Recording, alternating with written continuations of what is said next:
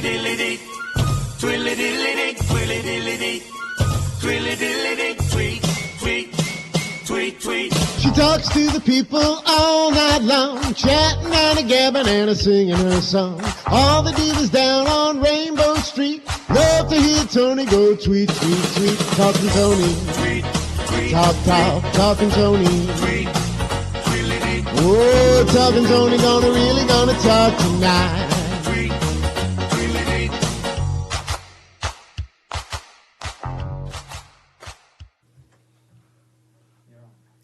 Hello, welcome to Talking Toni on the Rudy Radio Network, powered by Strong Island Entertainment. I'm Toni Holmperm, and I have two very special guests with me tonight, two very good friends. We have Danny Higgins and Bob Higgins.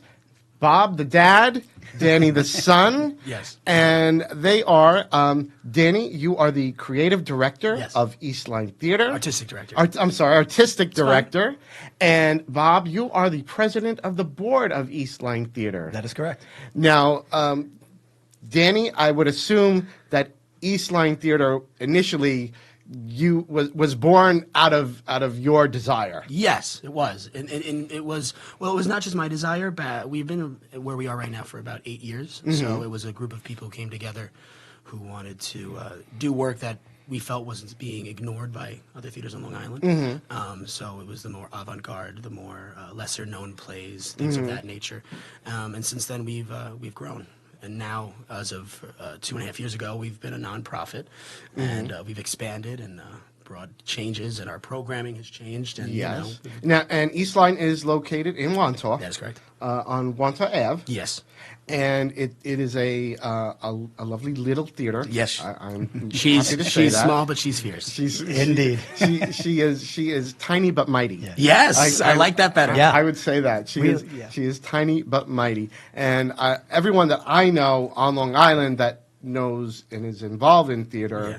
I mean, they only have the highest of praise for the productions that go on Yes. at Eastline. That's very nice of them. Very nice to hear. Well, yeah, we yes. like to call it where big theater happens in a small space. I At least love that's that. what I like to call it. I love that. Yeah.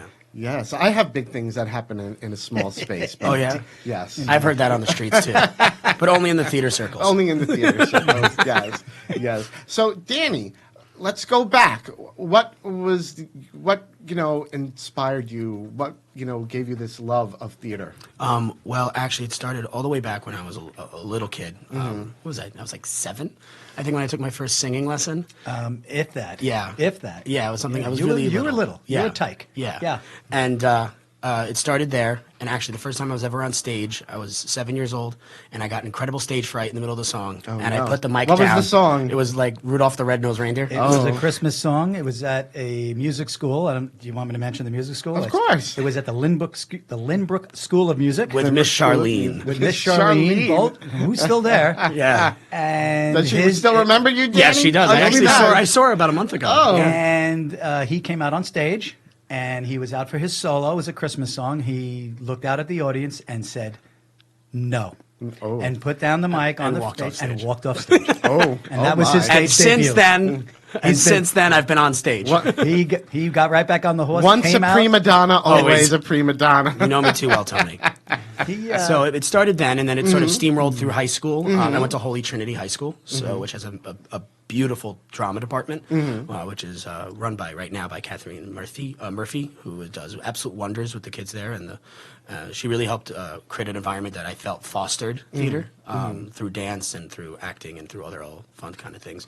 But since then, that's when I finally met up with some of the original people involved at Eastline, and we realized that we wanted to take what we loved about theater to the next step and do it ourselves. Right.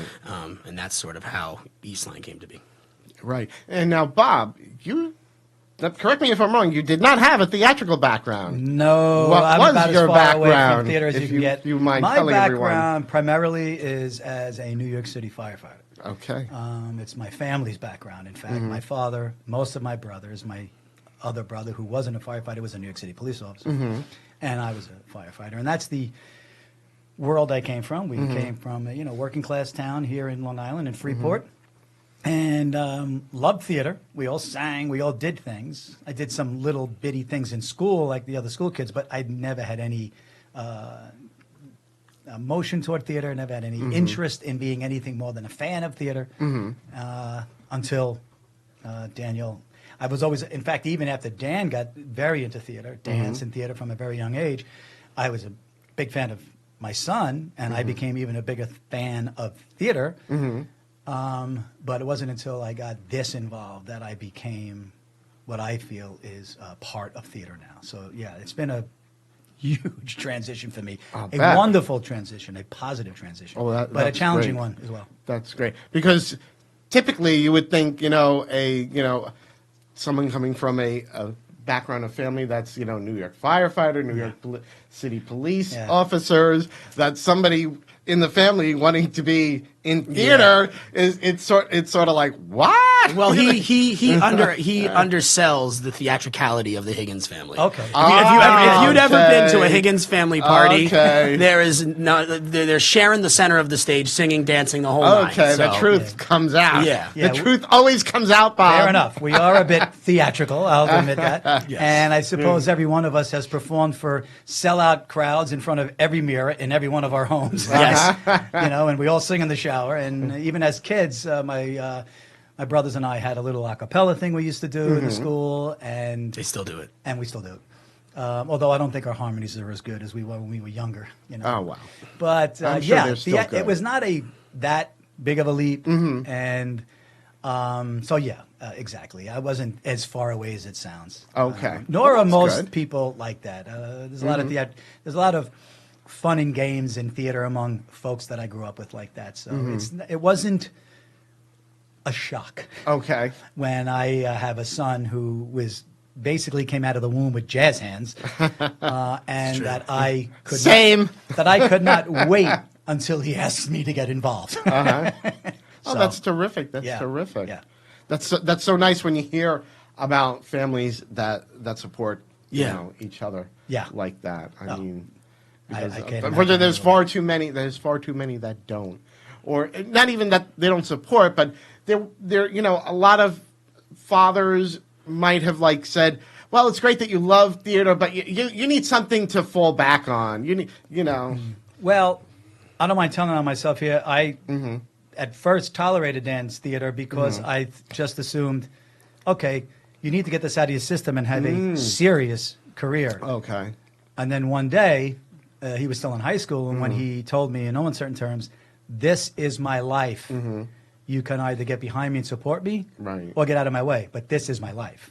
And at that point, I was like, fair enough. I need to get behind you. Good. It was- yeah. Yeah. That's it. And everyone here on Long Island is very lucky that you did. Yes. I guess so. Because out of that, was born Eastline Theater. It's a a winding road, but it gets to Eastline eventually. Absolutely. And also, I do think that the principles that my father taught me when I was a kid about family is family also kind of exists inside the theater as well. We very much are family at Eastline, and we also consider you a part of Oh, it. thank you, Indeed. thank you. Yeah. And all the people that walk through the door and lend us their talents are all a part of our family. Yes, In some way or and form. it's a great family. Like with your partner Susan, who is Yes. the vice president. Yes, of she's the our board. vice president of the board. Probably, and I've been vice president of the board. Let me tell you, vice president is a lot of work. Yeah, and not as Yeah. as much praise or credit for the work that you do. Yeah. So, but we do have to credit Susan. Shout out to Susan. Shout out to Indeed. Susan. I would say in terms of the business end of it, she is far more the president than the vice president. I do a lot of the hands-on work at the building and at the theater itself, and in support of Dan. I am a board member, of course, as the president of the board. But Susan is behind the scenes, is doing a tremendous amount of work. That I just don't have the skill set for. So that she does for us. Yeah. Yes. Well, I know when I've helped you out with some different fundraisers. Yes. Susan is there, and she is hands on and Yeah. and running around back to front. Yeah. So Yeah. which I've been on boards, and I know what it's like. Yeah. So it's a lot of work. But now, how does this affect the dynamic of father and son that you have this whole business relationship too. Now, we were talking before we went on air about how artistic director and president of the board are usually at odds, over some issue or other. Well, it depends. It depends on the issue. Yeah, I'll get closer. But no, it depends on the issue, I would say. But I do think that, well, me and my father very much do share a temper. The Higgins family temper. But eventually we do come around to either one of us saying, you know what, you're right, but most good things happen that way. Of course. And the one thing I will say is that, and Susan is included in this, and everyone involved in the theater is included in this. When any kind of disagreement happens, we all know that we're there for the same reason. We're there to support the theater and make sure that the theater goes on and experiences new things and brings in new people. And eventually we all sort of come to an agreement on what to do and how to move forward. And once we leave that room, and that's that, we're all committed to what we have to do. So I think yes, it's changed the dynamic. Obviously, I've actually gotten to know my father a lot more by doing this, a lot more, and I actually think it's been for the better personally. But that's just me. That's great. And what do you say about it, Bob? I mean, Dan has said a lot, and I can't disagree with any of it. In fact, I agree with him wholeheartedly. It has changed me as a man, as a father, and I would say all positive ways. Even some of the times where we've had to butt heads. I'm the president of the board. There are issues that the board needs to be on top of that. Sometimes I think the artistic side of it is pushing against, and they have to. The artistic end has to push against that. Right. They need to push for their vision. Right.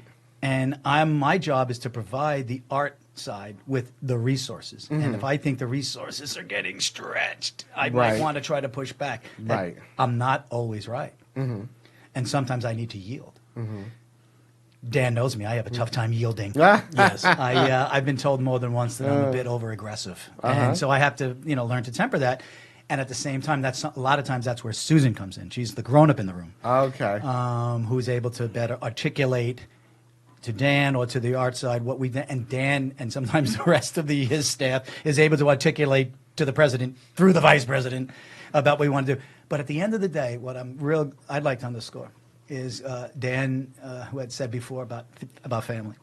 Families, good families, solid families, can disagree, can bang heads. Yes. In fact, one of the best pieces of advice I ever got to the secret of a good marriage was this: learn how to fight.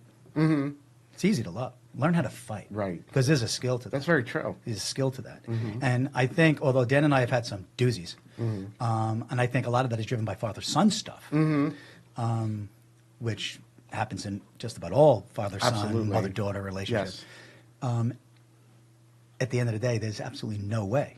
I'm not going to try to do my best to support his vision, and he's in no way is going to do anything that is going to be detrimental to the long-term business end of the theater. He knows it as well as I do. It's a balance, and sometimes we disagree, and we usually, at the end of the day, find the right thing to do, and we move on. And it's been growing. Dan says he got to know me. I've got to know my son, and I see a wonderful, artistic, grown young man coming into his own who's not afraid to look his father in the eye and say, "Dad, I disagree." Wow. I think I did something right, maybe, as a father. Absolutely. That's a wonderful thing. And Danny, what actually was your vision for Eastline? Because Eastline is not your typical No, it is not. theater. No, it's not. Which is a great thing in my opinion. Well, one of the things about that is so true about the space we're in is that we have this sort of commitment to intimacy. I like to say that we want to stay a certain size so that way the action is so close to you that like you can feel like you're a part of it. And that's one of the things that I think is most vibrant about the space that we're in. And I would say that the vision is more along those lines in the sense that we want to do work in ways that speak true to our audiences, but with our audience's participation as well.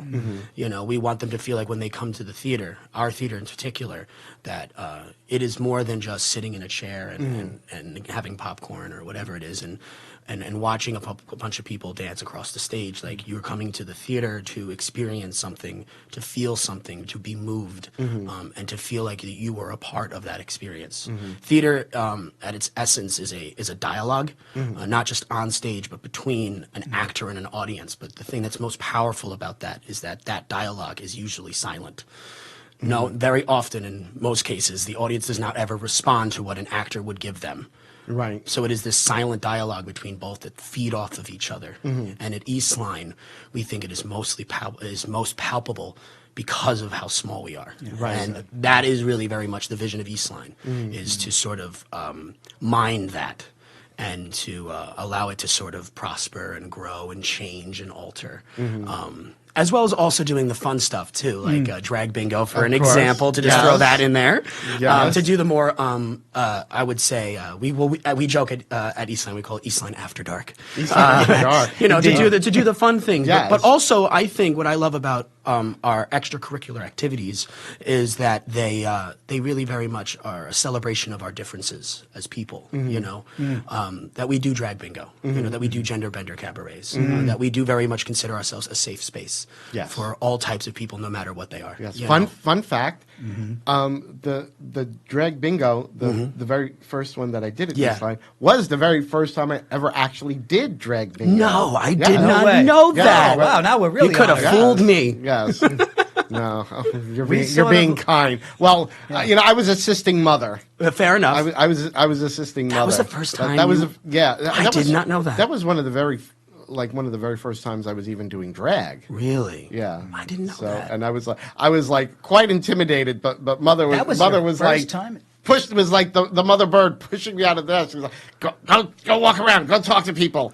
You were It was, great. I don't know. Thank you. Seriously, I did not know. I did not notice. Oh yes. I was like I thought you were a natural. Oh please, far from it. Far from it. I'd like to, far if you don't from mind it. me jumping in. Yes. Because it's important that I mention our third board member, who you just alluded to. Yes. Mother Anita Moorhead. Anita Moorhead. Our Long Island legendary drag queen, is our other board member. Yes, that's right. She sits on our board, and she has been a vital part of our growth and introduced us to this idea of a part of our important move toward inclusivity Right. and diversity. I mean, we already were there, and to start with, that's Right. Dan's vision. And Mother was a big part of another step toward that. And Yes. Drag Bingo was a big part of that. Yes.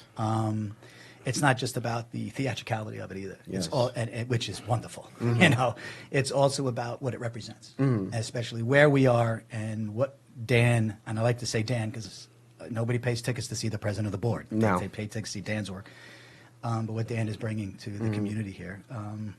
And the selection of plays that you've done at Yeah. Eastline are very different from anything that you would see at a lot of the other theaters, like Creative Ministries. yes. or Wandsworth Theater. CM does absolutely spectacular work. Yes, They're- absolutely. I actually just heard that Ghost that just closed or is it closing this weekend? I don't know. Well, shout out to CM for that. Yes. But they Definitely. do absolutely stellar work. But again, it all goes back to the intimacy thing. Yes. CM is a proscenium house. Yes. With a lot of seats. Yes. We're a 40, 50 seat house. Right. So we very much try to choose the plays that fit because we have to. Right. Because we don't have that much space. Yes. But also beyond that, You would not do West Side Story. no, At Eastline. it would be like West Side. Yes, that's the West Side. There'd be no room for the story. There- Well, the story. I wouldn't mind jumping in. And again, I tend to stay away from the artistic side.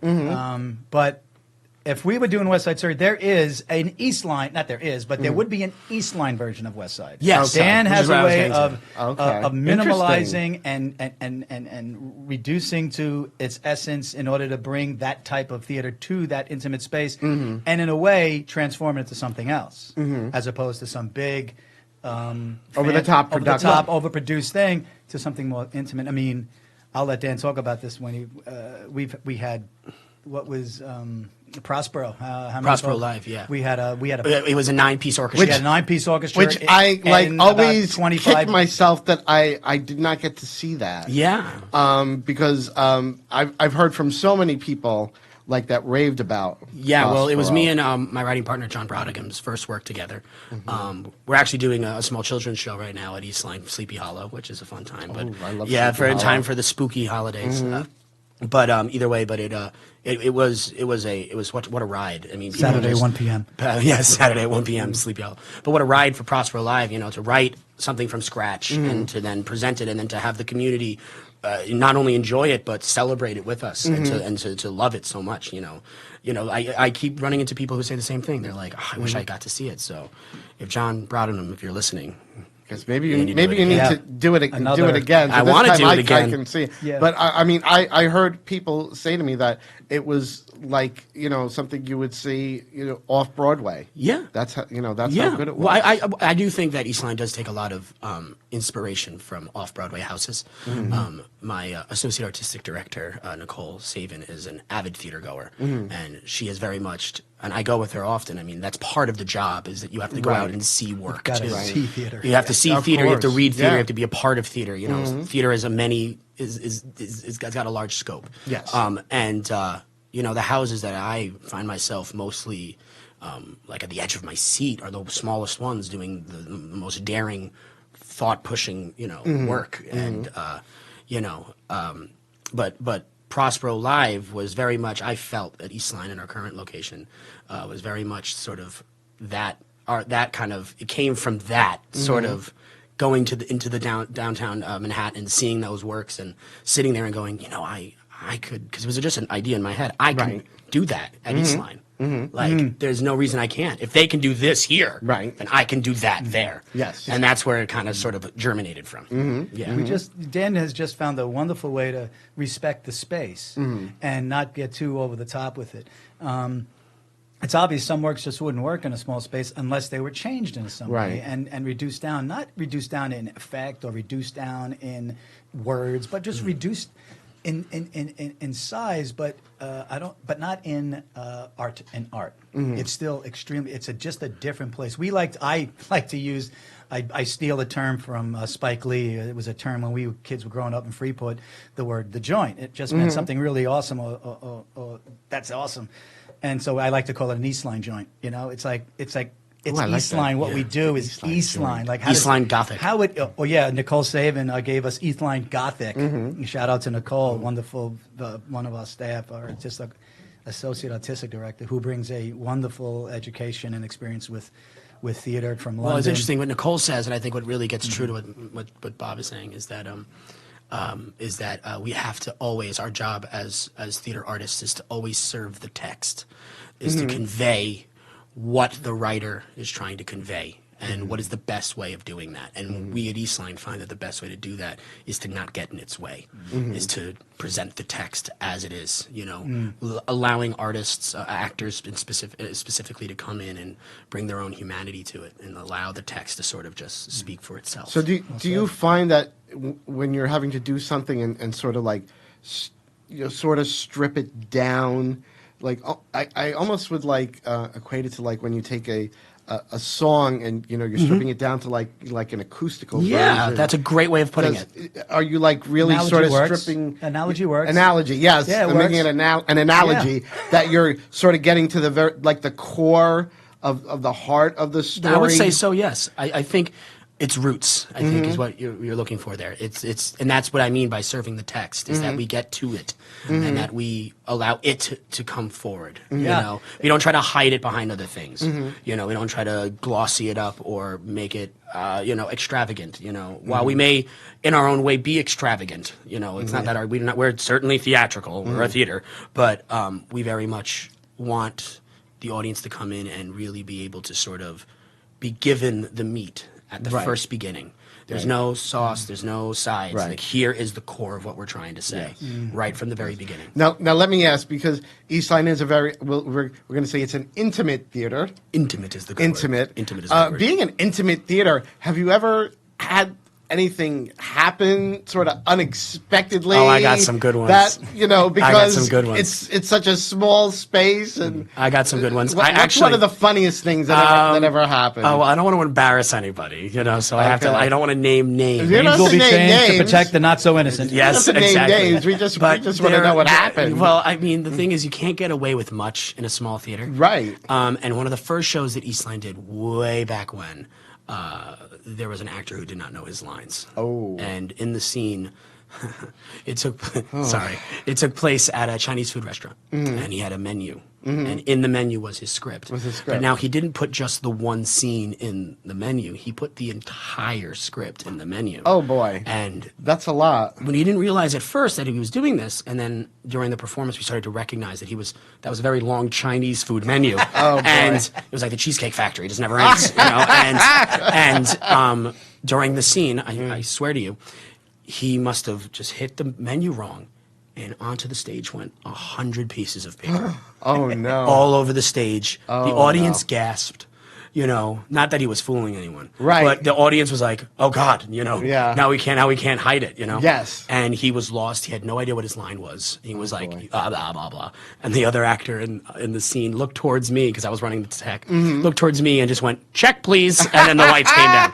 So I would say that is probably my favorite moment. Oh Yeah. man, that is so funny. Yeah, it was great. Oh my I mean, God. there was about 15. The show was 15 minutes shorter that night. But Oh, boy. what are you going to do? You can't move on. You know. Well, I always say that's the beauty of live entertainment. I would say so. You never know what's going to happen. Well, he wasn't.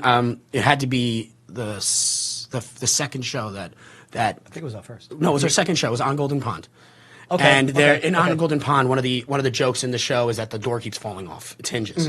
So the show is running, and my dad's backstage, and he's wearing all black. Just so happens. It just so happens wearing all black, and I didn't wear all black, and the change had to happen with the door.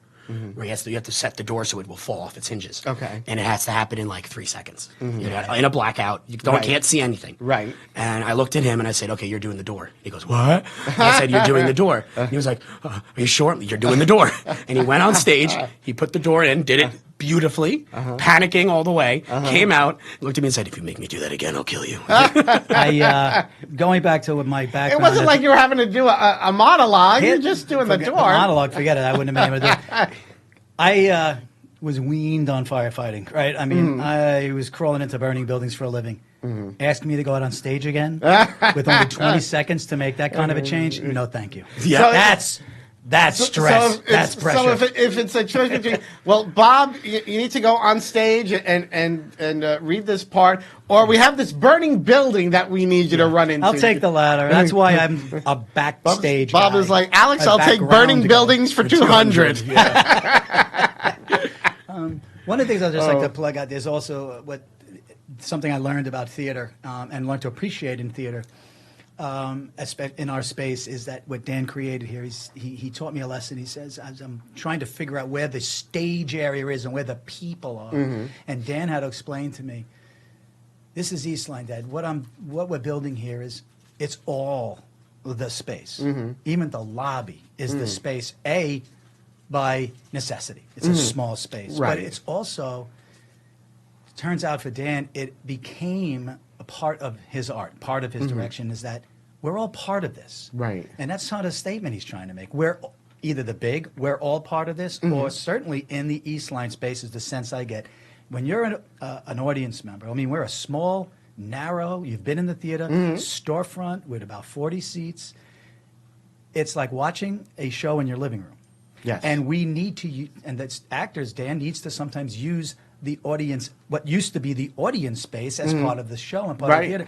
And so going back to, have things happened? There have been times where the actor, in the course of his blocking or her blocking, had to say, "Excuse me," or just kind of mosey along and then sit without dropping a beat, or Right. because they bumped into somebody in the room and just kind of kept going with it.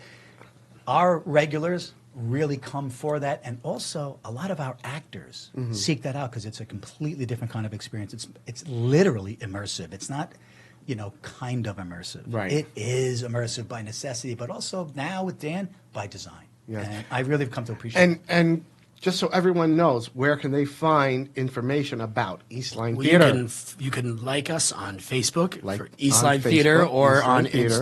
Instagram or Snapchat with Eastline Theater, Okay. as well as Twitter. So that's mainly most of our things. We also have a website, eastlineproductions.com. We also have an email. You can email us at eastlinetheater@gmail.com. You know, that's Okay. me. You know. Eastline Theater at G-Dom. By the way, that's THEAT. Yeah, it's spelled the English way. Yes, the English way, yes. I always remember that. Because we're obviously not pretentious enough. We're that We're that special. special. Yeah. Absolutely. And Pretentious. also, we're at 2123 Wantor Avenue in Wantor. Just past the Tiki Bar. Just past the Tiki Bar. You can't miss it. So go to the Tiki Bar. And just keep walking. Keep walking. A few more feet. First Tiki Bar to the right and straight on to more. Yes. You And- want to just be quick? Do we want to mention Oh anything yeah, coming well up? right now we have a show running. Yes, what is it's running open. now? Right now it's a show called Columbinus, which is it's an examination of the Columbine shootings through 3 different scopes. That's heavy. It's heavy. Well, that's the kind of work we That's do. heavy, yeah. It's a very powerful piece. The director, her name's Alex Black, has done absolute wonders with the work. The cast is really working hard. It's a docu-theater project, and it's very much about the activism behind it. And it's running for 3 weekends. Opens next weekend, and we hope you all will come down. Yes, I'm going to try and get there. Yeah, this it's time. I'm always bring your saying tissues. I've got to. Oh, But it's a good Okay. one. It's a good one. It's a good cry. well, I'll make sure that I'm wearing my waterproof mascara. if Oh, that's you the don't case. always? Well, girl has to keep some secrets. Fair I'd enough. love to just jump in real quick. Yes. Because I know we're running out of time. This Saturday afternoon, Yes. right? Yes. 1 o'clock, we have a matinee. It's a family show. Sleepy Hollow, The Legend of Sleepy Sleepy Hollow, Hollow, but it's The not Legend of Sleepy the Hollow. story you think it is. Daniel, It's an adaptation of it, written by the same people who brought you Prospero Live. So it's another fun little hour-long family theater musical. We're really proud of original it. work, that original sounds music, like a lot of original fun. book. Yeah, so Oh, come a on lot out of this fun. So come on down this 1 o'clock. Saturday. Yes. All right. Well, I want to thank you both so much for being on the Thank show. you for with me having us. today. Yeah, thank you for having us. I love both of you guys so much, and I'm always there to support Eastline Theater whenever you need me. Well, we love you too, Tony. We love you, Thank Tony. you. And you have been a Thank big you. supporter, and thank you so much. I have been. And I will continue to be. Thank you. So I want to thank everyone who's listening for tuning in to Talking Toni, and we're going to be signing off. So I will be talking to all of you in 2 weeks, and that's always on Thursdays at 6:30 p.m. So until 2 weeks from today, good night. And since it is Halloween, have a happy Halloween, everyone. Happy Halloween. Happy Halloween. Ooh. Twilly-dilly-dee, twilly-dilly-dee, twilly-dilly-dee, twilly-dilly-dee, tweet, tweet, tweet, tweet. She talks to the people all night long, chatting and a gabbing and a singing her song. All the divas down on Rainbow Street love to hear Toni go tweet, tweet, tweet. Talking Toni, Tweet, tweet, talking Toni. tweet, twilly-dee. Oh, talking Toni, gonna talk tonight.